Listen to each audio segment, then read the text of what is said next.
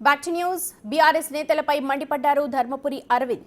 నేతలందరినీ రప్ప జైల్లో వేయాలని ఆరోపిస్తూ ఉన్నారు. ఆ ముసలాయన ఇంకా ఎన్నికల్లో నిలబడడు అంటూ కామెంట్ చేశారు. అందరిలో ఒక్క హరీషే గెలుస్తారన్నారు. వీరిని జైల్లో వేస్తే మరిన్ని స్కాములు బయటకొస్తాయంటున్నారు.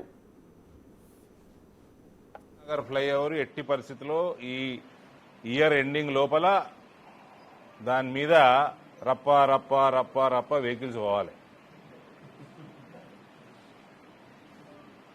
గదముక్కోడు కాళేశ్వరంలా,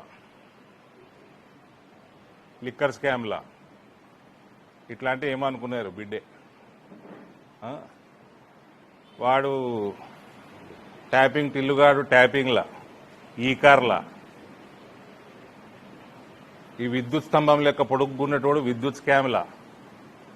వీళ్ళని గప్ప గుద్ది రప్ప జైలు వేయాలి. ఫస్ట్ జైలు వేసినాక మళ్ళా రప్ప ఇంకా స్కాములు పెట్టబడతాయి.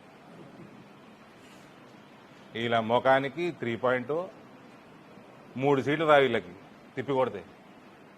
ఆ కేసీఆర్ నిలబడాడు ముసలోడు నెక్స్ట్ టైం. సిరిసిల్ల నాకు హరీష్ ఒక్కడే గెలుస్తాడు అనిపిస్తుంది అండి. ఆ సిద్దిపేట బయట ఆయన కూడా లొటపీస్ ఏం లేదా. సిరిసిల్ల కూడా కేటీఆర్ని ఓడగొడతాం. It is easy, and this is coming out from somebody who has demolished his sister's political career.